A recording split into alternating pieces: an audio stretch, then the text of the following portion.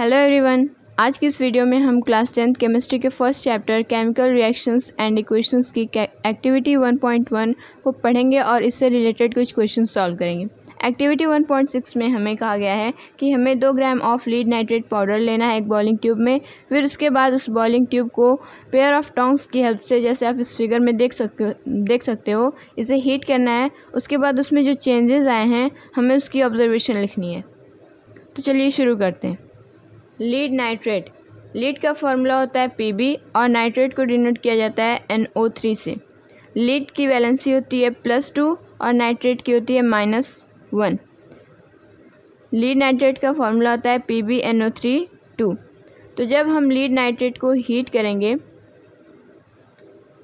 तब ये हमें टूटकर 3 प्रोडक्ट देते हैं। पहला लीड ऑक्साइड जो एक सॉलिड होता है, दूसरा नाइट्रोजन डाइऑक्साइड, ये एक तरह की गैस होती है, और तीसरा प्रोडक्ट होता है ऑक्सीजन गैस।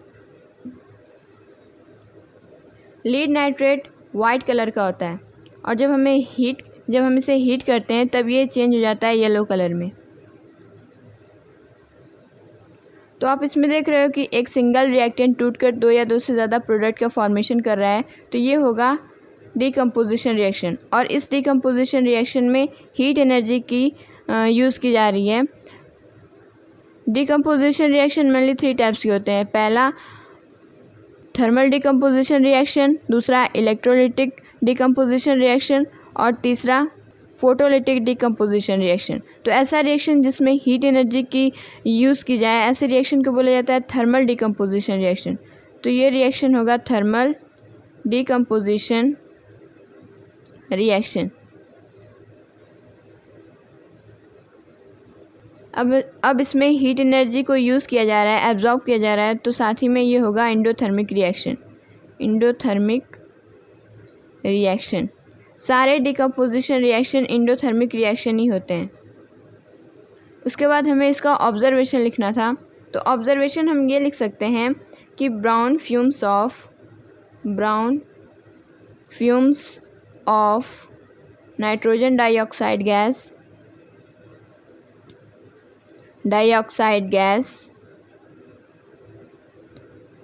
इवॉल्व्ड। जैसा आप इस फिगर में देख सकते हैं कि जब हम लीड नाइट्रेट को हीट करते हैं तो कुछ ब्राउन फ्यूम्स निकलते हैं। ये brown fumes nitrogen dioxide gas ही होती है जो कि ब्राउन फ्यूम्स के साथ बर्न होती है, इवॉल्व होती है। तो ऑब्जर्वेशन हो जाएगा brown fumes of nitrogen dioxide gas evolved. अब इससे रिलेटेड CBSE ने एक क्वेश्चन पूछा था, इसी एक्टिविटी से रिलेटेड, वो क्वेश्चन डिस्कस करते हैं। क्वेश्चन में पूछा गया था कि design an activity to demonstrate decomposition reaction of lead nitrate, design labeled diagram of experimental setup, list 2 main observation, write balanced chemical equation for reaction stating physical state of reactant and product। तो सबसे पहले हमारी book में जो diagram दिया गया था हमें वो बनाना होगा और उसके बाद सारे स्टेप्स लिखने होंगे जो इस एक्टिविटी में दिए गए थे। फिर उसके बाद हमें 2 मेन ऑब्जर्वेशन लिखने थे। तो पहला ऑब्जर्वेशन हमने पढ़ा कि brown fumes of nitrogen dioxide gas will be formed. Second observation क्या होगा? सेकेंड ऑब्जर्वेशन ये हो सकता है कि a yellow precipitate of lead oxide will formed.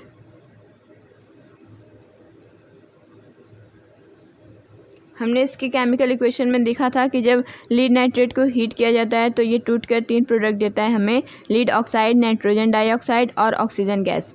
तो पहला ऑब्जर्वेशन ये हो सकता है कि brown fumes of nitrogen dioxide gas will be formed, जैसे हमने फिगर में भी देखा।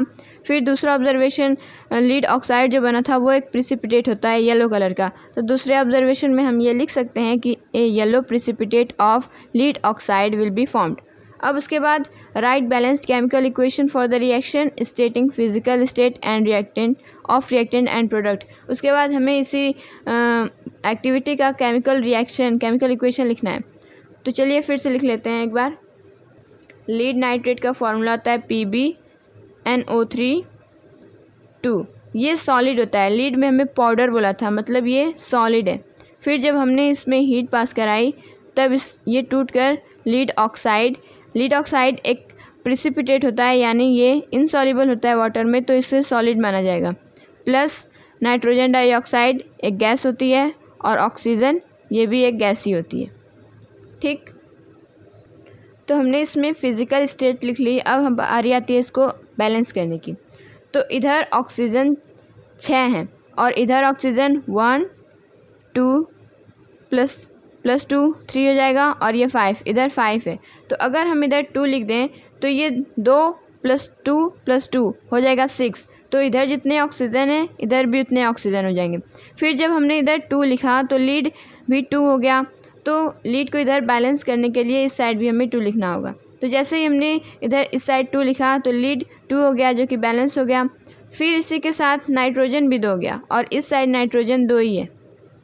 सॉरी, नाइट्रोजन इधर 2 होगा और इधर से भी 2 ही है, तो मल्टीप्लाई करेंगे हम तो 4 होगा। तो इस साइड नाइट्रोजन 4 है और इस साइड 1 है, तो इस साइड हमें 4 बनाने के लिए 4 से मल्टीप्लाई करना होगा, तो ये होगा 4 नाइट्रोजन।